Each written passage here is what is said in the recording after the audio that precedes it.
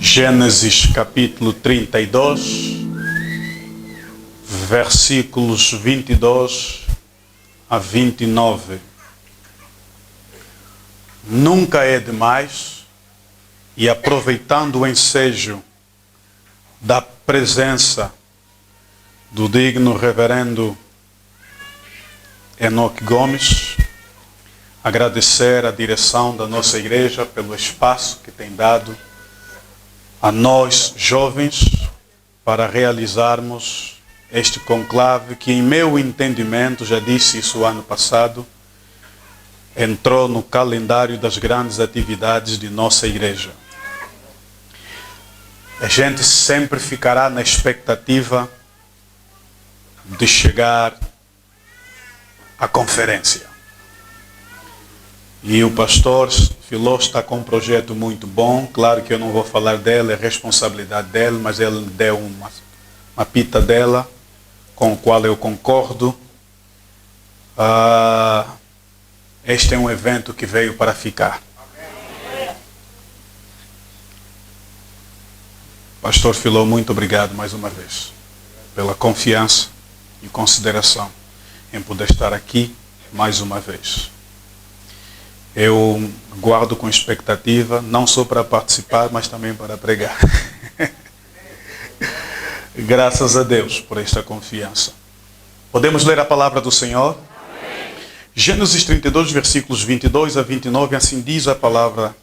E levantou-se aquela mesma noite, e tomou as suas 2 mulheres, e as suas 2 servas, e os seus 11 filhos, e passou o val de Jaboque, e tomou-os e fê-los passar o ribeiro, e fez passar tudo o que tinha.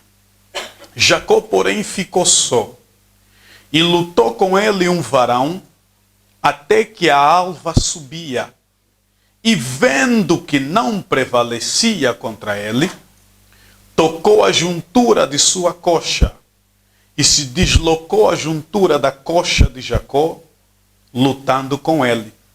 E disse: deixa-me ir, porque já a alva subiu. Porém ele disse: não te deixarei ir, se me não abençoares. E disse-lhe: qual é o teu nome? E ele disse: Jacó. Então disse: não se chamará mais o teu nome Jacó, mas Israel, pois como príncipe lutaste com Deus e com os homens e prevaleceste. E Jacó lhe perguntou e disse: dá-me, peço-te a saber, o teu nome. E disse: por que perguntas pelo meu nome? E abençoou ali. Vou ler novamente o versículo 29. E Jacó lhe perguntou e disse: dá-me, peço-te a saber o teu nome. E disse: por que perguntas pelo meu nome? E abençoou ali. Eterno Deus, como é eterna a tua palavra, ele tem o mesmo poder criativo, tem o mesmo poder restaurador. Eis-me aqui novamente nesta posição de estar frente aos meus irmãos e poder abrir a minha boca enquanto eles têm os seus ouvidos abertos. Portanto, a palavra não é minha, a palavra tem que ser tua palavra. Fale a tua palavra.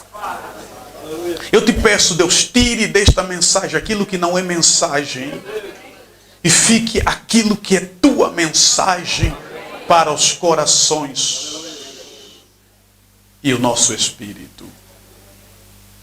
Mais uma vez, do maior ao menor, do centro à circunferência, sejam todos dominados, controlados e tomados pelo Espírito de Deus.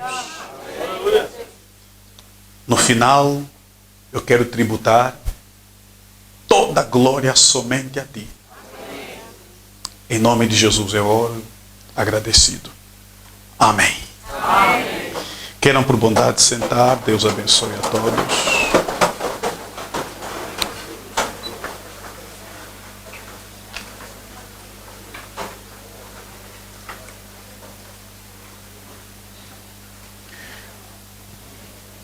Ao longo dos primeiros 2 dias, ontem e antes de ontem, eu vim falando sobre a visão, o jovem de visão cristocêntrica. E eu hoje quero olhar, mostrar para os irmãos que Deus verdadeiramente busca em nossa vida diferença. Que nós precisamos ser diferentes. E que vale a pena ter uma vida diferente das demais. Pessoas que não têm um compromisso sério e profundo com Deus Todo-Poderoso.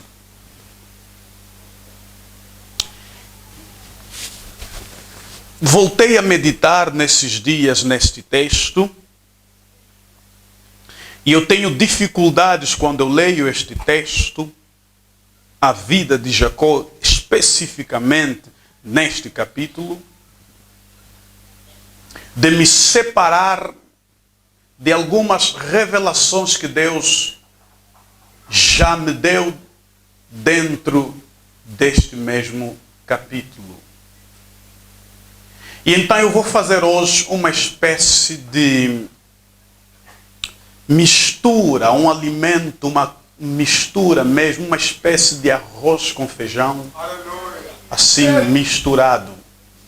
Eu tenho uma revelação sobre o qual eu nunca falei dentro deste texto e outra que eu já até abordei há alguns anos atrás. Isto posto, eu quero mostrar aos irmãos que não há escapatória. Nós seremos usados por Deus.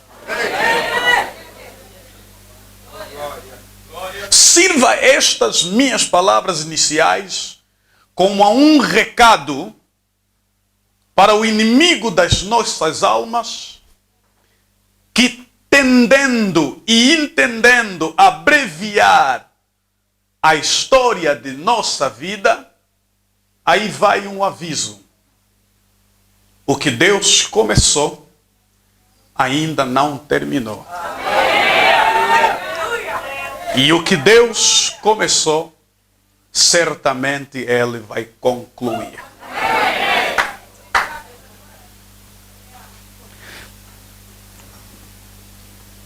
Não é possível para mim, nesta ocasião,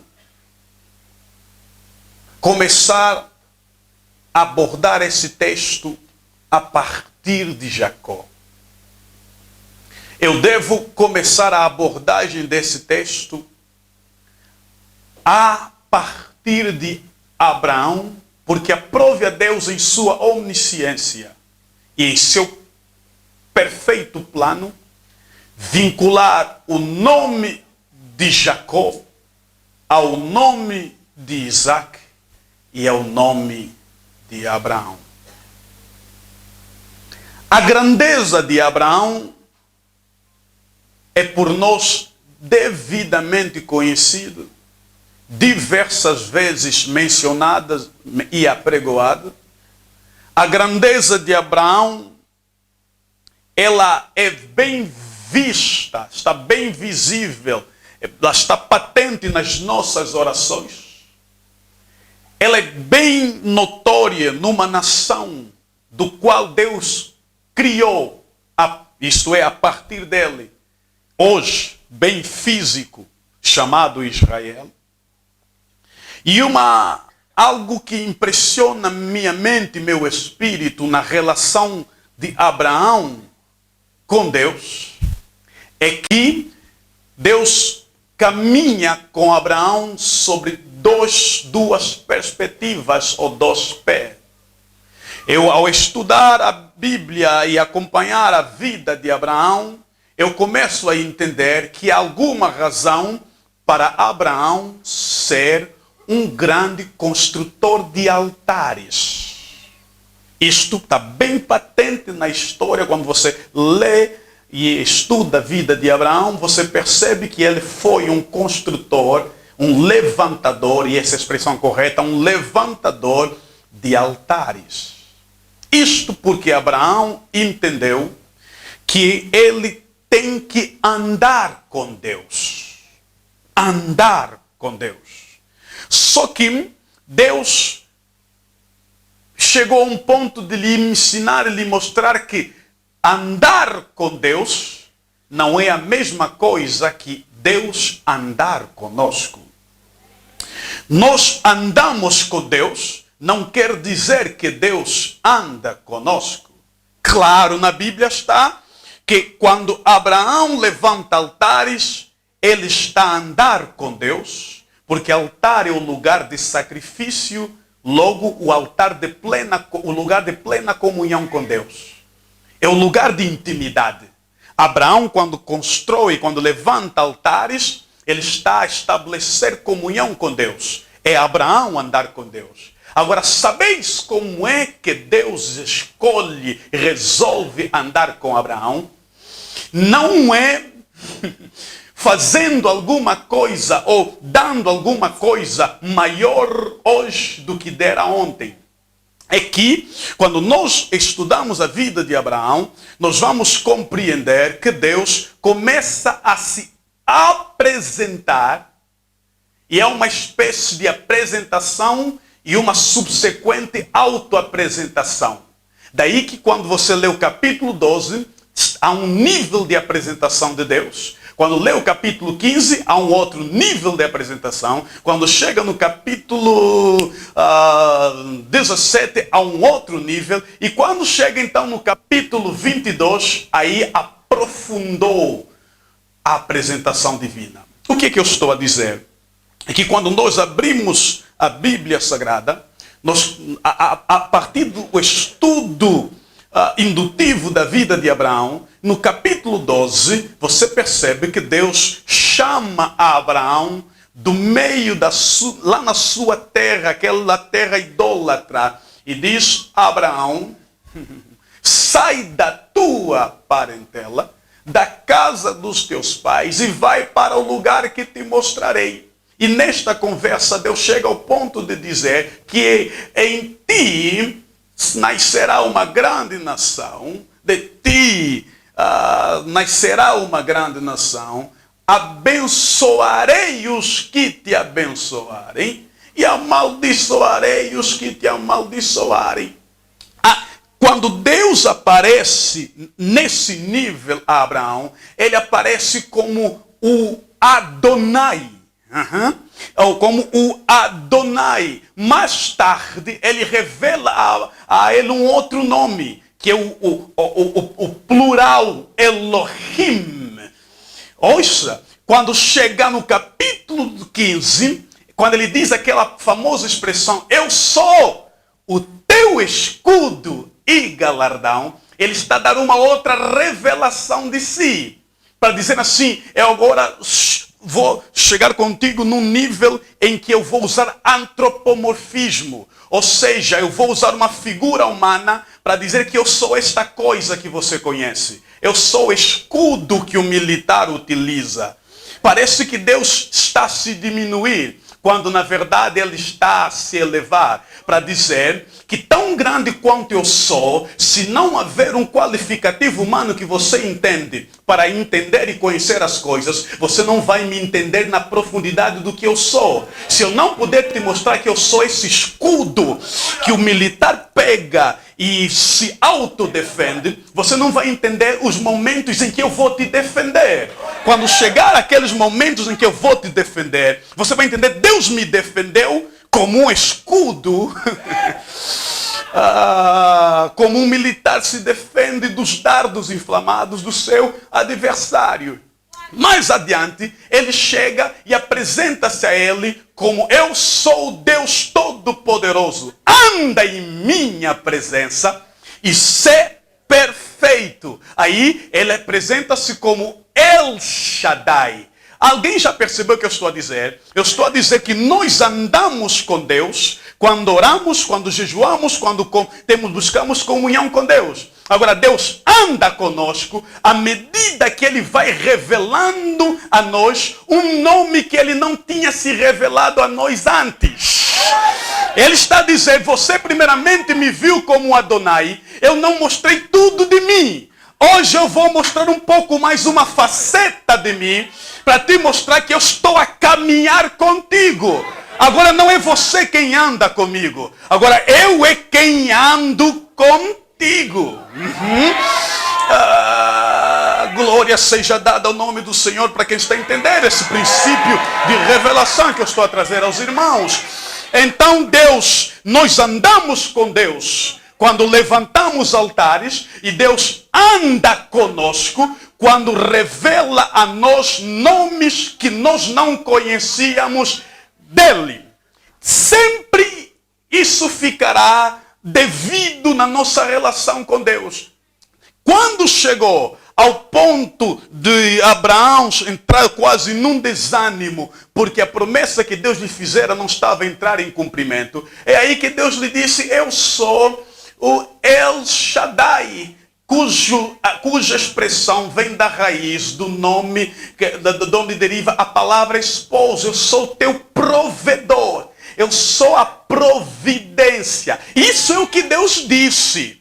Já no capítulo 22, já não é Deus quem diz. Aí Abraão quem estabelece aquele lugar em que Deus o levou a prova, e ele disse: por Deus ter feito surgir um cordeiro do invisível que substituiu a Isaac, meu filho, esse lugar vai ser chamado Jeová Jireh, o Deus proverá. Agora, a coisa linda, irmãos, é que morre Abraão, a revelação de Deus tem continuidade. A profundidade da sua revelação não foi até a Abraão. É que quando nós chegamos e lemos, por exemplo, Êxodo capítulo 3, por aí, versículo 6, 4, a Bíblia diz que Moisés, Deus aparece a Moisés e diz assim: eu sou o Deus de Abraão, Deus de Isaac e Deus de Jacó. Jesus Cristo. A Abraão eu me apresentei a ele como Adonai, como Elohim, como o escudo e como El Shaddai.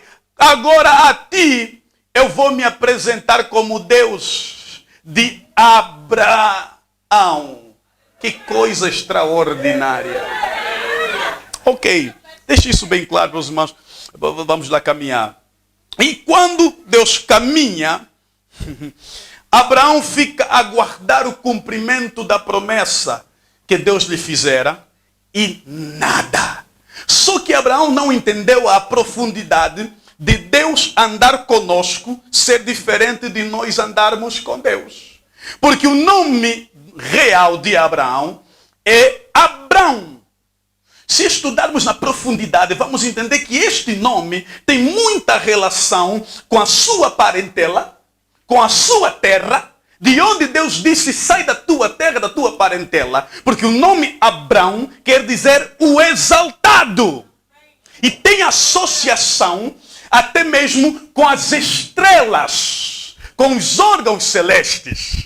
Então Deus deixa ele ser o exaltado, ou o Abrão, até certo ponto. Quando ele começa a reivindicar o cumprimento da promessa, Deus aparece e diz assim: agora eu vou mudar teu nome. Vou acrescentar uma partícula A, e vai ser Abraão, e vou tirar de Sara a partícula I, e de Sarai vai ser Sara. Olha só. Eu sei que algumas pessoas ainda assim vai ficar um pouco confuso, ainda não vão entender mesmo. Alguns ainda estão assim. Isso eu sei, eu deixo de propósito. Mas vamos lá. Deus está a dizer, você era Abraão, para eu cumprir o que eu prometi na tua vida, eu tenho que acrescentar alguma coisa. Vou acrescentar a partícula A, em vez de ser o exaltado, passa a ser pai de multidão. Aí Abraão entende, então eu não posso ter filho sem primeiramente ele mudar o meu nome de exaltado para pai, porque só assim é que se justifica. Porque se ele não muda o meu nome, eu não tenho condição de ser pai de multidão. E se ele muda o meu nome de Abraão exaltado para pai de grande multidão, então ter filho é uma questão de tempo, porque o nome, não pode existir o nome sem existir a semente, porque senão Deus vai mentir no nome que ele me deu. Como Deus não mente, ele me dá um nome para depois me dar o filho que vai se tornar o cumprimento do nome que ele me deu. Aí o nome se torna um nome profético, porque aponta para a obra de Deus na minha vida. E aí Deus, como diz assim, Abraão, você está entendendo o que eu estou a fazer? Não é só isso, Abraão. Eu lembro que eu tirei, a teu nome eu acrescentei, mas a tua mulher eu tirei, porque é assim que eu trabalho. Eu tiro e acrescento. No que tiro, você não perde.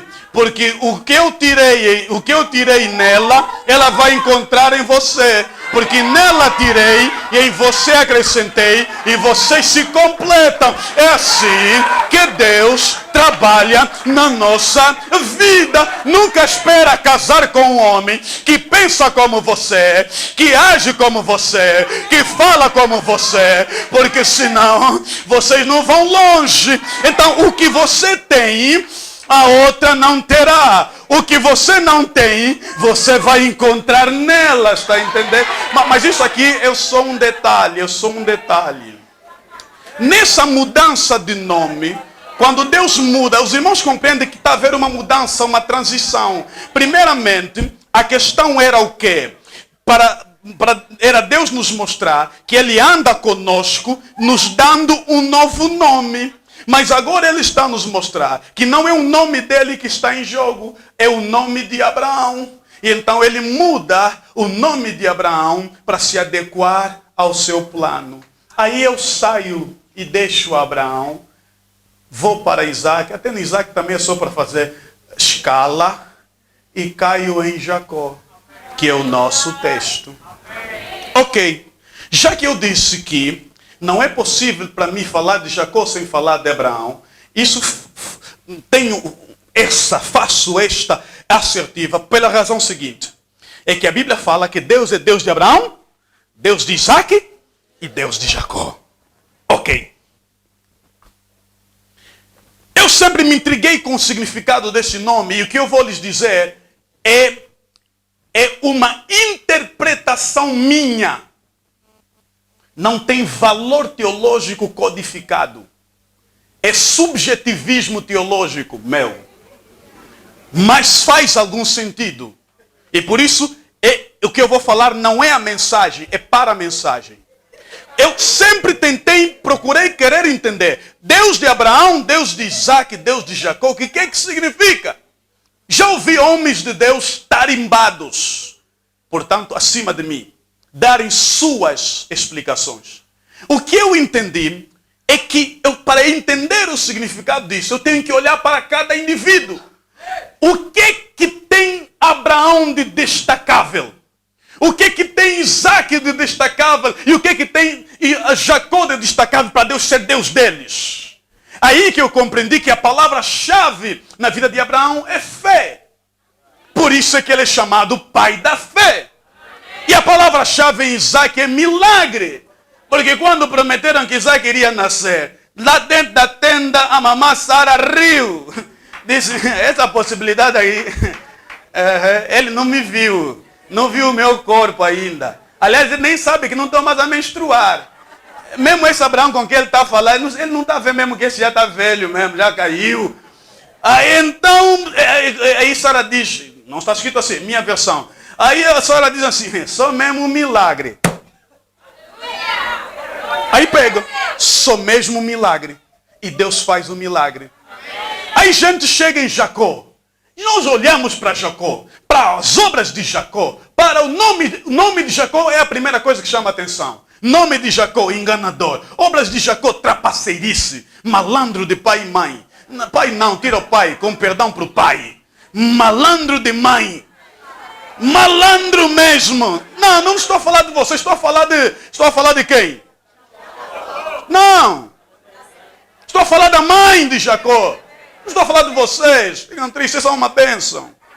Estou a falar da mana Rebeca. Que ele é que manipulou. Jacó enganador. Então eu aí compreendi que Deus de Abraão é o Deus da fé. Deus de Isaac é o Deus do milagre. E Deus de Jacó é o Deus da mudança. Porque se Deus não muda Jacó, está mal. Se Deus não muda Jacó, está mal. E tem um detalhe. Deus levou 21 anos para mudar Jacó. 21! É para provar que eu sou mesmo o Deus da mudança. O malandro leva o tempo que levar. Se é para mudar, ele vai mudar. Você não tem percebido? Quando você evangeliza, já tens usado o nome Deus de Abraão, Deus de Isaac, Deus de Jacó. Porque muitas vezes alguém se queixa ao teu lado e você diz assim, não, acredita. Deus tem poder, eu já vi Deus fazer grandes coisas e vai fazer também. Você está a injetar fé em alguém. Você está a dizer que o meu Deus é Deus de Abraão. Se você acreditar, ele vai agir na tua fé. Ao mesmo tempo você diz, não vem para o Maculuço, tem uma semana especial, Deus faz milagre, Deus está a fazer grandes milagres. O meu Deus é Deus de Isaac. Agora o que se reserva em Jacó não é para os outros, é para você.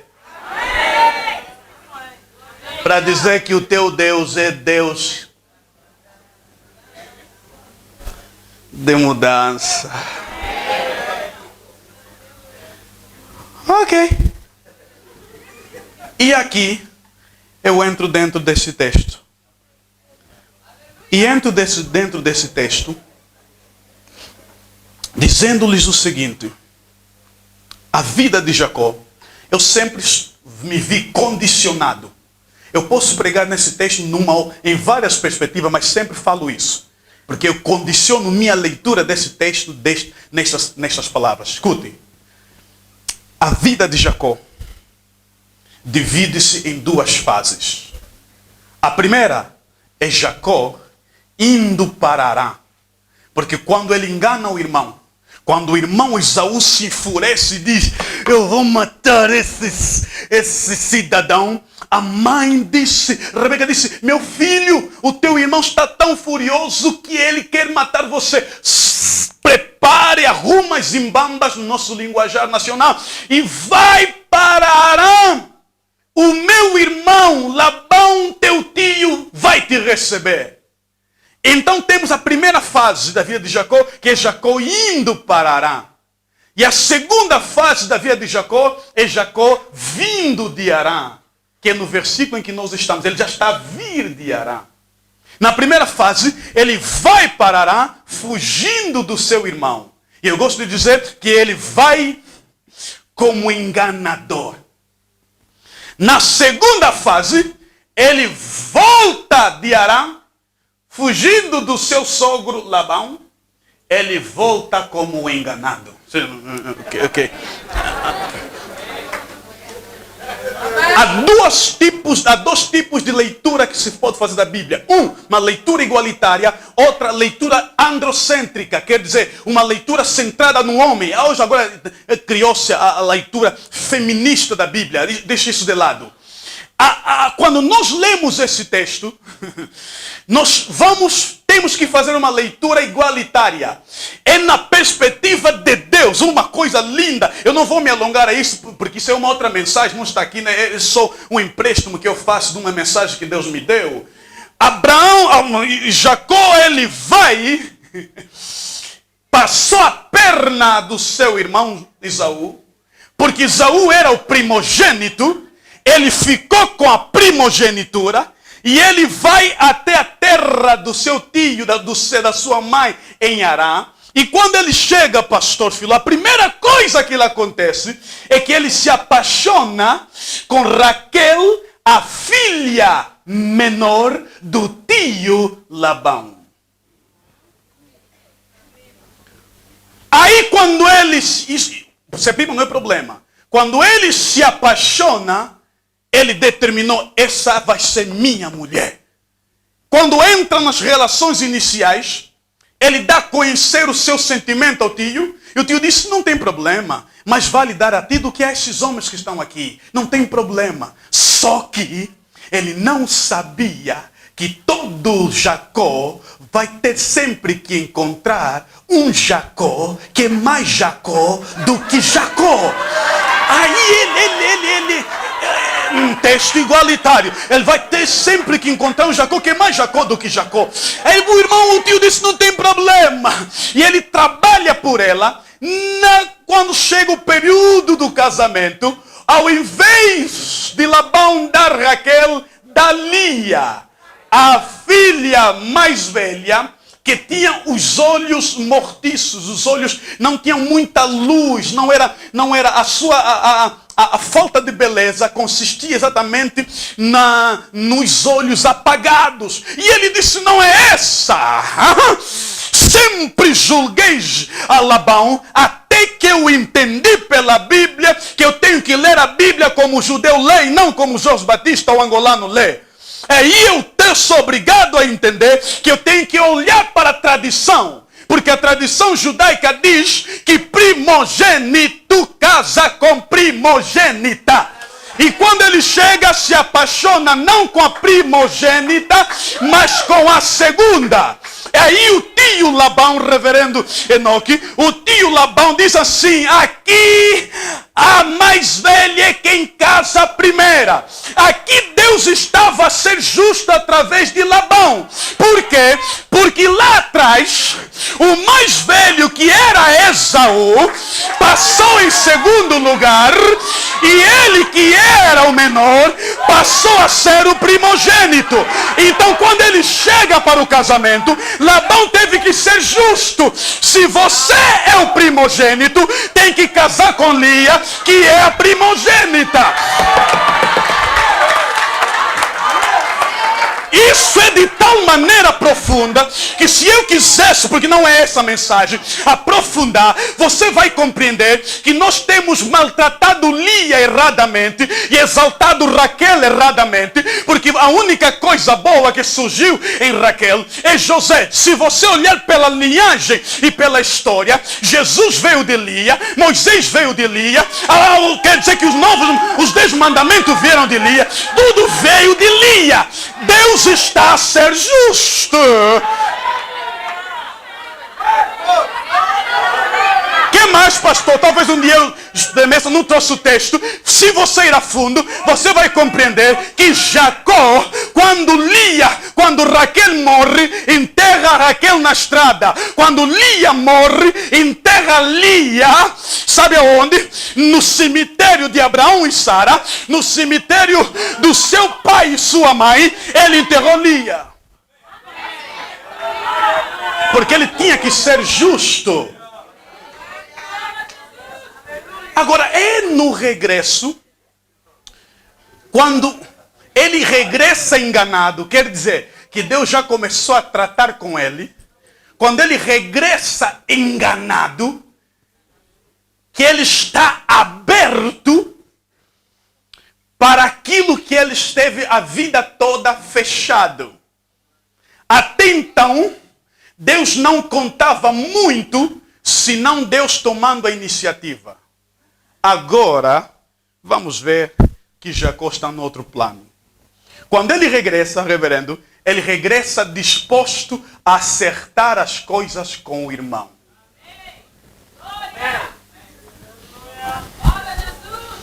E quando ele regressa, disposto a acertar as coisas com o irmão, chegamos no texto que nós estamos aqui a ler. Chegou no Val de Jaboque. Repita comigo, Val de Jaboque. Val de Jaboque. Mais uma vez, Val de Jaboque. Val de Jaboque. É importante você repetir isso, porque o Val de Jaboque representa o grande dilema de Jacó. Por quê? Porque Jacó está a sair da terra do seu sogro, está a entrar para o território que seria de Esaú. Porque ele ouviu, recebeu a notícia que Esaú está a vir. Só que ele interpreta que Esaú está a vir a acertar as contas dos anos passados. E ele fica com tanto medo que ele diz assim, eu vou enfrentar Esaú sozinho. Fez passar os filhos, fez passar a esposa, fez passar tudo. Ficou sozinho. Você está a entender aqui o que Deus está fazendo? O Jaboque se torna o grande diferencial na vida de Jacó. Por quê? Porque ele não pode mais regressar para trás. Porque regressar para trás é entrar no território de Labão.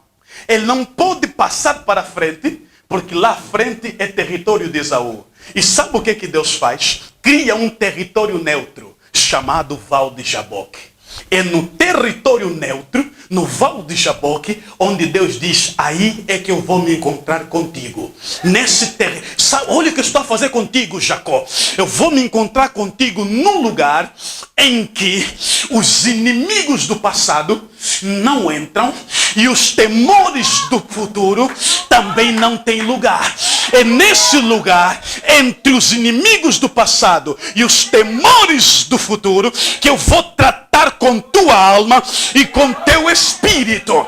Vamos lutar um pouco aqui, para você entender que essa luta não é apenas uma luta, numa luta do presente, é uma luta para o futuro. E entender que essa luta não é só uma luta do presente, mas também uma luta contra o passado. Por isso daqui a pouco eu vou mudar teu nome. Porque há um nome que tem que ficar no passado e há um outro nome que tem que te levar no futuro. Então aqui nós estamos no lugar certo.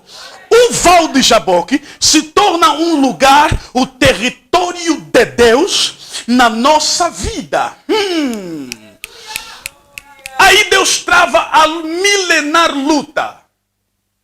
E o meu tema é apenas as duas lutas. Aí Deus trava uma milenar luta. Pastor, permita. Deus começa a lutar com Jacó. Agarre-me por gentileza. Aqui, exatamente. Ele é bom.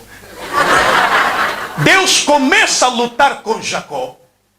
E a Bíblia diz que a luta foi tal que levou horas e horas. E Deus teve que fazer duas coisas. Primeiro, Deus teve que fazer batota. Tocou na juntura da coxa de Jacó. Segundo, Deus olhou para o relógio. Deus olha para o relógio. Estamos a falar o quê? Estamos a falar de teofania. Deus tomando a forma humana. Aquele anjo, portanto, era uma aparição teofânica de Deus lutando com Jacó. Deus toca, faz a batota, toca na juntura da coxa. Em segundo lugar, diz a Bíblia que, e vendo Deus que já a alva subia, em outras palavras, vendo Deus que a hora avançou, vendo Deus no relógio, disse, me larga, porque ele não queria largar. E quando ele diz, me larga, Jacó diz, não te deixarei, se não me abençoares. Aqui Deus me fez entender que afinal nessa luta só tem duas lutas. É Deus lutando com Jacó e é Jacó lutando com Deus. Deus lutando com Jacó, chegou numa hora que quis parar a luta e ir embora. Jacó lutando com Deus, agarrou Deus de tal maneira que disse, aqui não há hora, o que há é bênção. Ou você me abençoa, ou então eu não te largo. Então, continua. Então nós temos duas lutas. Primeira é Deus lutando com Jacó até lhe deixar aleijado. A segunda luta é Jacó lutar com Deus até ficar com a bênção. É isso que eu vim vos falar. É isso que eu vim vos dizer. Deus vai lutar conosco até nos deixar buco. Mas nós vamos lutar com Deus até ficar com... Quer dizer que crente que é crente não se desanima com a resposta ou a falta de resposta. Se ainda não responderam, eu vou continuar na presença do... Logo, a luta de Jacó com Deus para Deus acabou sendo uma questão de tempo. Para Jacó acabou sendo uma questão de fé. Deus é quem olha para o relógio e não ele. Meu Deus, como é que vocês não entenderam ainda? Quer dizer que Deus tem a vida toda para me mudar, mas eu não tenho a vida toda. Está ouvindo, Deus? Olha bem na hora, olha bem no relógio, que a hora está a passar e eu não tenho a vida.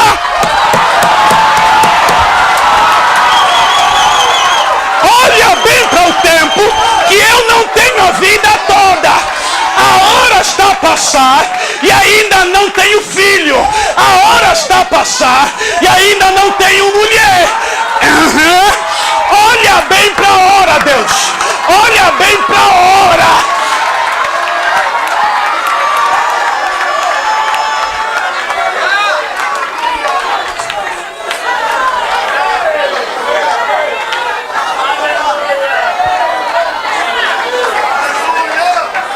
Você pode repetir comigo? Não, você pode repetir comigo? Diga comigo. A luta de Deus na minha vida é a vida toda. Ele tem a vida toda. Deus tem a vida toda. O que ele não fizer hoje vai fazer amanhã. O que ele não fizer amanhã vai fazer mais tarde. Agora eu não tenho a vida toda.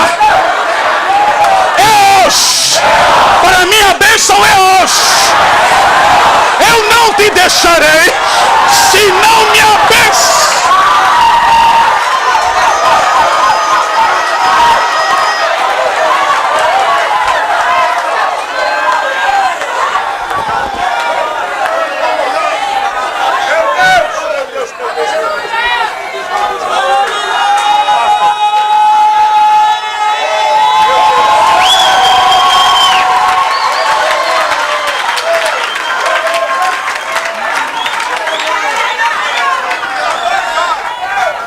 Dividir bem essa luta. Deus luta com Jacó até lhe deixar aleijado. Deus, quer dizer, Deus luta conosco até ele nos deixar sua marca. Quer conhecer o homem de Deus? Se tem marca, é. Se só tem boca, mas não tem marca,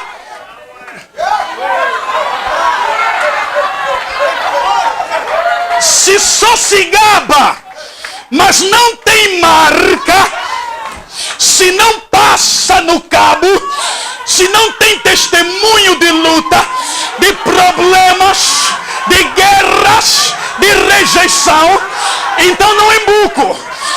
Ele não pode te ajudar. Só pode te ajudar se ele é buco. Porque eu descobri que eu tenho os meus problemas. Eu sou buco e só pode me ajudar quem também sabe o que é ser buco. Se você não é buco, não sabe como me ajudar. Se você não tem, se você só tem revelações, não tem testemunho de problema,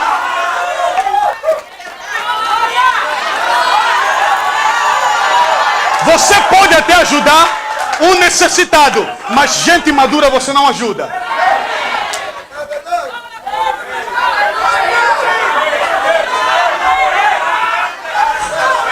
Deus luta com Jacó até lhe deixar aleijado.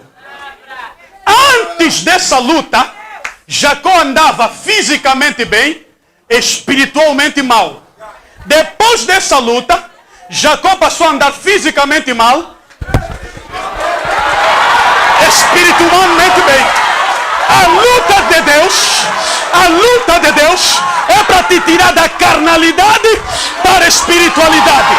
É para te tirar do natural para o sobrenatural. Vou repetir a última sentença. A luta de Deus é para te tirar do natural para o sobrenatural. E eu aprendi, Sodraque, que a mudança do natural para o sobrenatural, Deus não faz com unção só, com revelações só. A transferência do natural para o sobrenatural, Deus faz com muito chicote. Quer dizer que Ele nos unge mais quando nós apanhamos mais. Quando sofremos mais, nós somos ungidos. Quer dizer, se você tem uma marca de Deus, você tem que ter a unção de Deus. Vou repetir. Se você tem uma marca de Deus, tem uma ferida de Deus, tens que ter a unção de Deus. Vou repetir. Se você tem uma ferida de Deus, você tem que ter o bálsamo de Deus. Tem que ter o bálsamo.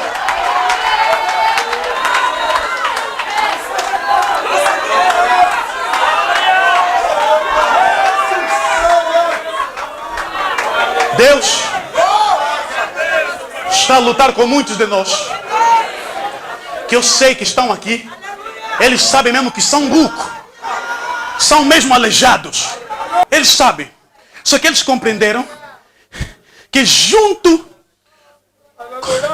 com as feridas, junto com as dores, junto com a rejeição, veio a capacitação. Junto com o desprezo, veio a exaltação.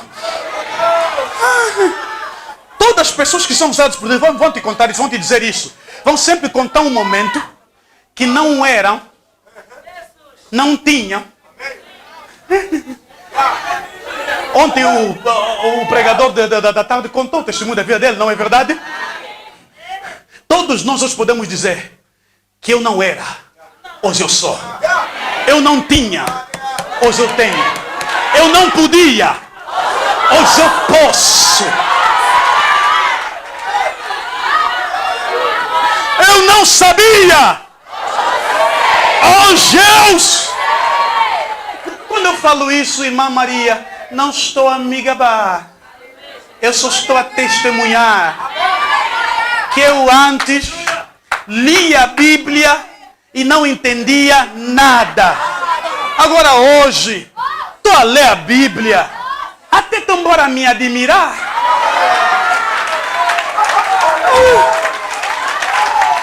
Eu dantes fugia até gato. Agora, estou a procurar gato.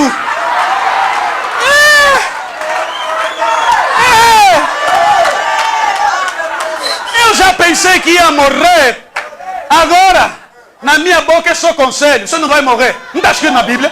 Não morrerás, mas viverás e declararás a obra do Senhor. Salmo 117, 118, versículo 17. Para você ter essa coragem, é porque antes. Agora eu estou a focar sempre. Essa é a luta de Deus. É Deus lutar conosco para nos deixar sua marca. Quem é que pode com toda segurança dizer: eu tenho as marcas de Deus? Aí vamos cair na visão cristocêntrica. Eu tenho as marcas de Cristo. Agora, essa é a luta de Deus. E Ele tem a vida toda para deixar em mim as suas marcas. Eu reconheço que às vezes eu sou teimoso. Eu reconheço que às vezes também falho mesmo. Reconheço que às vezes Ele fala, mas não estou a lhe obedecer. Então Ele tem a vida toda para me colocar nos carris até lhe obedecer 100%. Ele tem a vida toda. Agora, os meus problemas não têm a vida toda. Por isso, não vais ir até você me abençoar.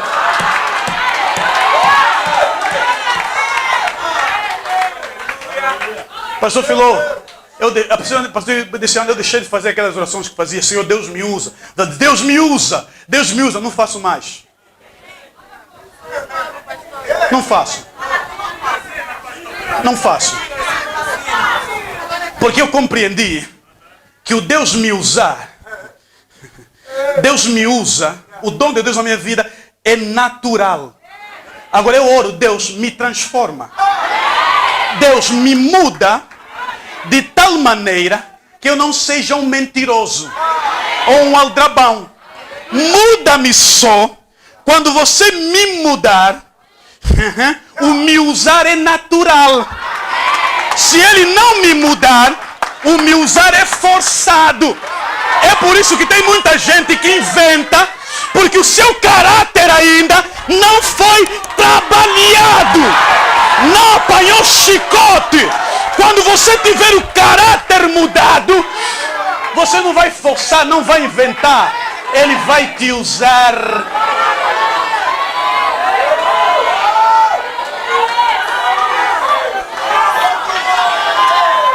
Eu falei na batalha, reverendo, acho que o senhor não estava.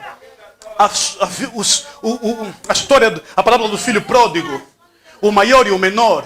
O erro de um foi o acerto do outro. E a Bíblia fala que um pai, versículo 11, capítulo 15 de Lucas. Um certo pai tinha 2 filhos.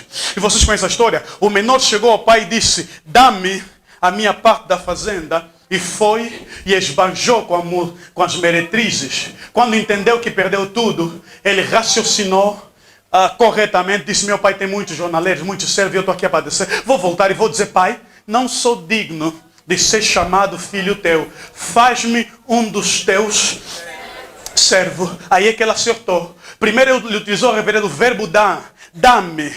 Mais tarde ele veio com o verbo fazer. Faz-me. E aqui está o detalhe.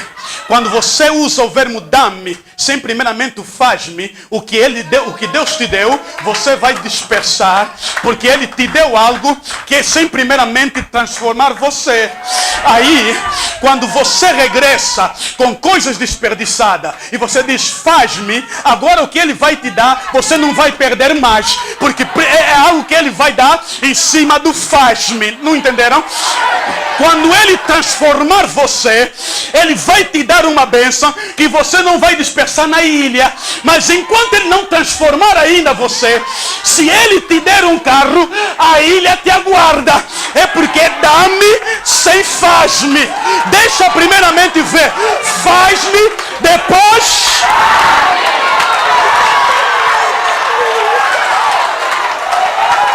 Repita, primeiro faz-me. Depois dá-me.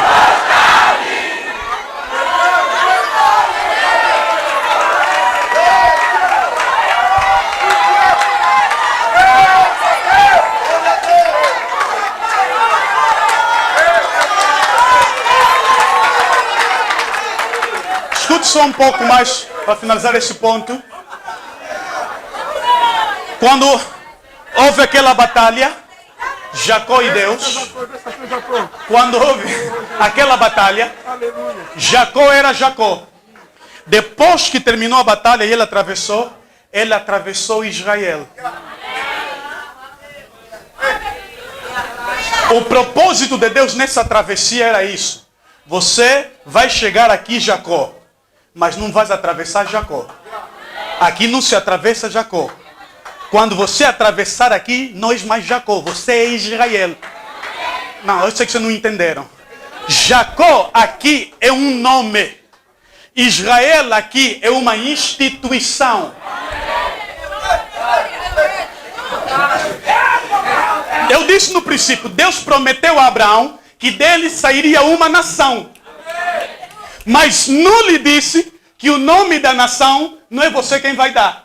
Não vai vir de você. O nome da nação vai vir de uma mudança. Aquele safado, que era safado como pessoa, vai ser uma nação. Ele ali era um nome. Aqui era uma instituição. Aqui era uma pessoa. Aqui já era uma nação. E como Deus, todo homem que Deus abençoa como instituição, é uma pessoa que antes não valia o nome da instituição que tinha. Ok, algumas pessoas só chegam à instituição quando eles morrem. Querem ver? Agostinho Neto, Universidade Agostinho Neto. Não sei lá mais que é Agostinho Neto, porque ele morreu. Algumas pessoas, mesmo em vida, chegam à instituição. Querem ver? No Ambo tem uma faculdade cujo nome é Patrono José Eduardo dos Santos. Ele morreu? Ele morreu? Mas ele fez uma coisa. Pelo menos as pessoas dizem que ele trouxe a paz. O que ele fez justifica o nome que ele ganha. Algumas pessoas que estão aqui ainda estão a ser vistas como pessoa, mas Deus já está a lhes ver como instituição. Deus já está a lhes ver como instituição.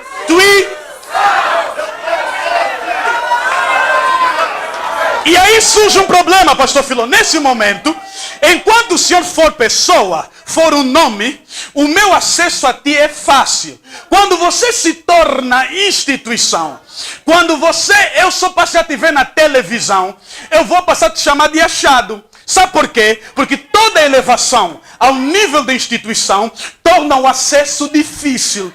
Muitas vezes o problema não é que ele é achado, é que ele atingiu um nome que o acesso já fica difícil.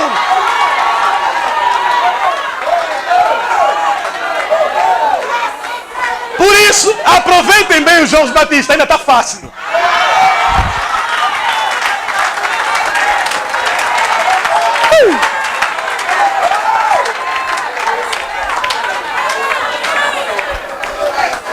Eu tenho que sair desse ponto.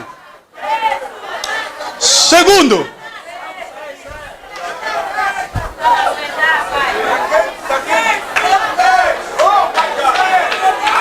aleluia! Repita comigo, eu vou lutar com Deus. Até ficar com a benção. E tem uma coisa, não a minha, mas a bênção de muitas pessoas aqui. Vou dizer uma coisa, ainda é só a janela que foi aberta. A bênção que você tem que se agarrar, esperar mesmo de verdade, não é essa que você já recebeu. Isso não é nada. Se agarra até ser porta. Eu pensei que alguém ia dizer, não, para mim é agarrar, mas até ser portão. Porque porta só eu que passo. Porta passa-se um a um. A bênção do portão, mesmo a se empurrar, quer dizer que atrás de mim vem outros. Não, mas irmão, não aplaudas à toa. Receba a mensagem como uma profecia e declara para ti mesmo esta noite: eu não vou desistir facilmente. Eu vou lutar com Deus até ficar com a bênção. Porque eu já estou aleijado, agora eu não lhe deixarei.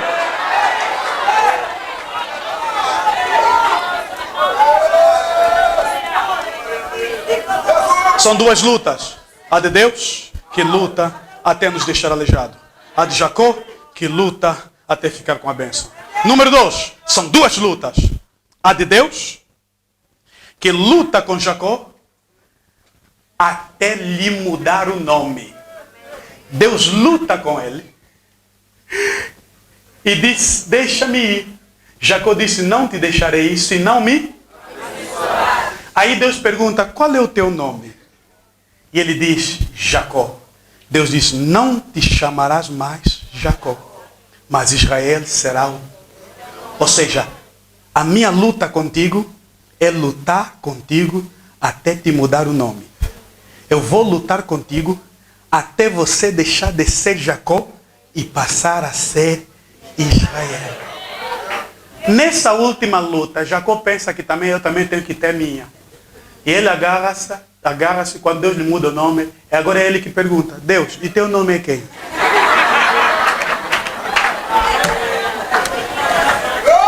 Jacó pensou assim: já que ele me perguntou o nome, também vou lhe perguntar: e o teu nome, Deus, é quem? Deus lhe disse: por que você me pergunta? Em outras palavras, Deus lhe perguntou o nome e ele respondeu e Deus mudou o nome dele. Agora, ele perguntou o nome de Deus e Deus não lhe respondeu.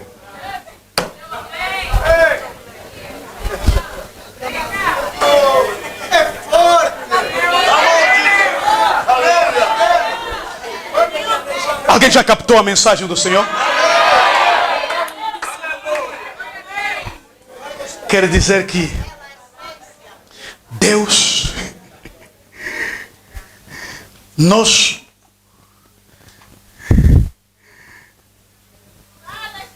temos muitas coisas em nós que Deus está a lutar para mudar. Mas Deus não tem nada nele que nós podemos mudar. Você pode ser muito espiritual, muito. Pode ser um grande teólogo que sabe muita coisa de Deus. Mas o teu conhecimento não muda nada em Deus. Você pode ser um indivíduo que jejua 70, 100 dias. E como Paulo recebe altas revelações em arrebatamento, o que você sabe, o que você recebe não vai mudar. Estou dizendo assim, nessa relação de Deus com o homem, quem tem coisas para mudar é o homem e não Deus. Estou dizendo assim, nunca barganhe com Deus. Por isso que a teologia da barganha, da troca, se eu der, você vai querer, eu tenho sérias reticências com isso. Porque o meu desejo não muda a vontade de Deus. Porque na verdade a vontade de Deus tem que ser transcendente ao homem, ou então não é vontade de Deus. Porque o Deus que está antes do homem não pode se sujeitar ao momento do homem. Não entendeu ainda? Eu estou a dizer que você tem um momento, mesmo essa vida de 80 anos, é um momento. Deus é eterno, você envelheceu só. Não pensa que envelheceu já é tudo.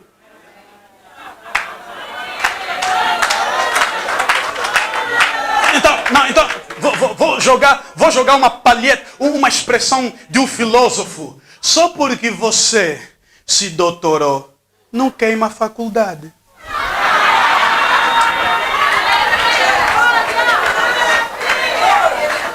Você pode ter se doutorado, não queima a faculdade. Não quer dizer que se doutoraste, a faculdade já não é mais necessário.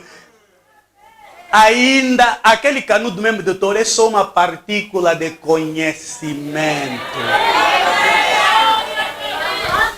Vamos lá, vamos. Porque eu pensava que essa é a parte mais importante da mensagem. Mas pela reação, estou a ver que não é. Para mim é. Porque Deus luta com Jacó, visando mudança dele. E Jacó luta com Deus nessa fase, querendo também, querendo. Querer, nós podemos querer. Querendo saber, só por uma mera curiosidade, qual é o teu nome, Deus? Querendo mudar Deus. E aqui Deus me revela um princípio, uma verdade, que eu acho tremenda. Tânia, levanta, embora sejas menina, não é nada. Se Deus não conseguir mudar Jacó, aí é Jacó que muda Deus. Porque Deus é Deus imutável, o homem tem que ser mutável.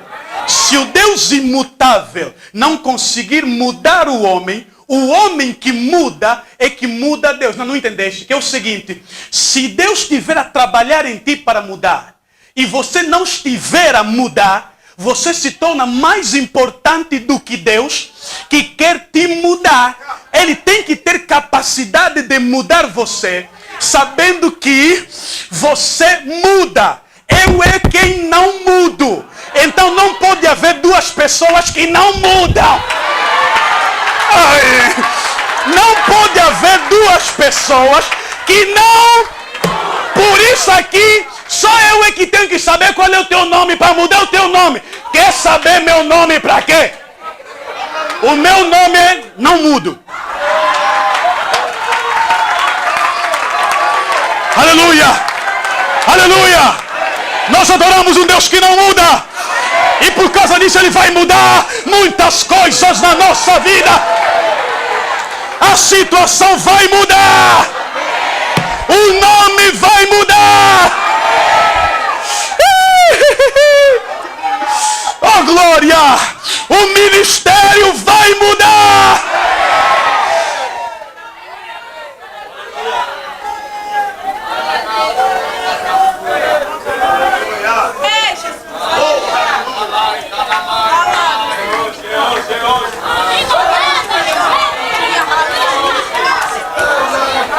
Aleluia. Entrevista com Jorge Batista. Se o Senhor fosse Deus, como uma jornalista outra vez perguntou, se o Senhor fosse Deus, o que mudarias no mundo? Eu mudaria, faria com que não houvesse guerra.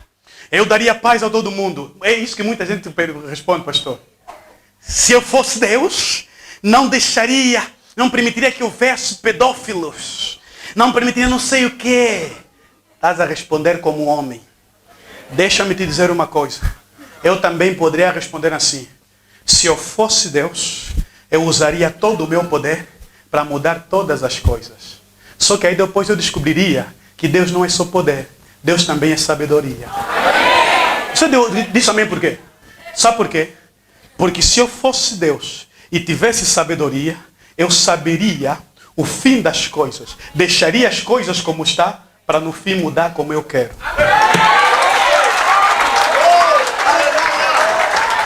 Você não entendeu ainda, só dizer assim.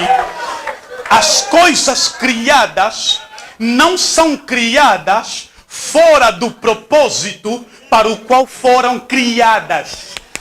Quer dizer que nada nessa vida cumpre o contrário do que foi criado. Quer dizer que Deus não cria nada que não cumpre a razão pelo qual foi criado.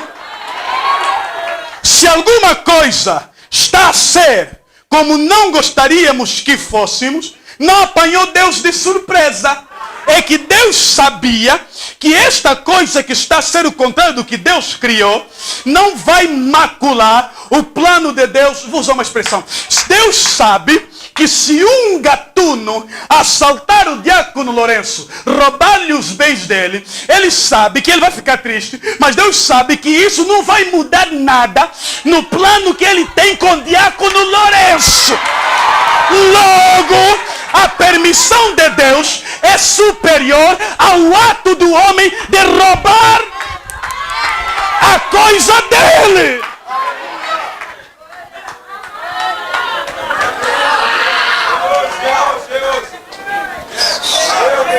Qual é o teu nome?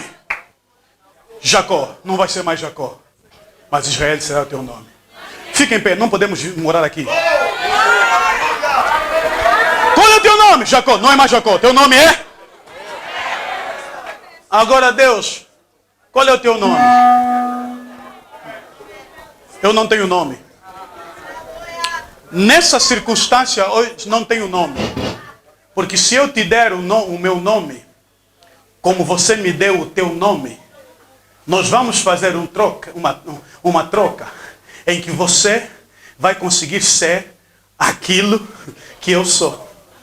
E como você nunca vai conseguir ser o que eu sou, o teu nome eu mudo. O meu nome você não vai saber.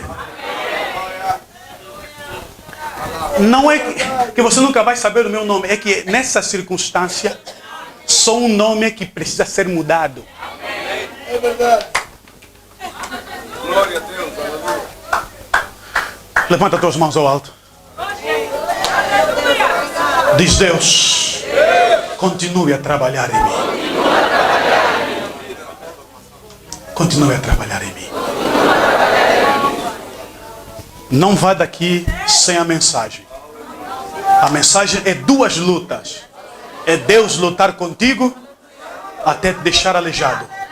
Mas é você lutar com Deus até ficar com a bênção. Se alguém tem estado a orar por alguma coisa, talvez porque para que Deus te capacite mais ainda, te use, talvez para que Deus te abençoe com uma família. Essa noite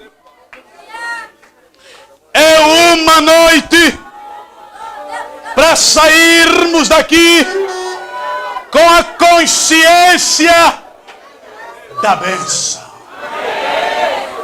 Cante Jana Alva, já raiava o dia. Cante lá Cassiane, nunca mais cantamos Cassiane. Canta Cassiane. Preciso de uma bênção, não vou desistir. Sem ela não vou sair daqui. Cante, igreja, enquanto os jovens estão a orar. Enquanto a igreja ora. Vamos cantar a bênção.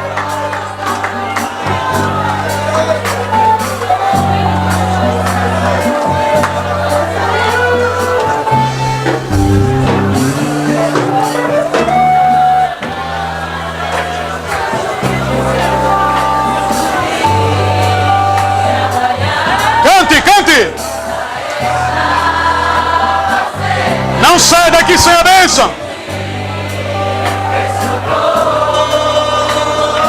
Não sai daqui com o mesmo nome. Não sai daqui com o nome. Sai daqui uma instituição.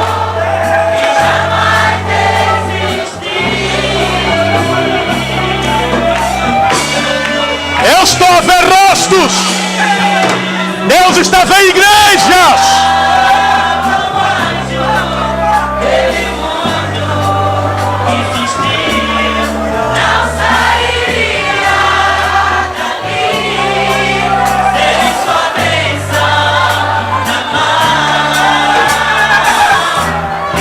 Deus te abençoe. Continue assim.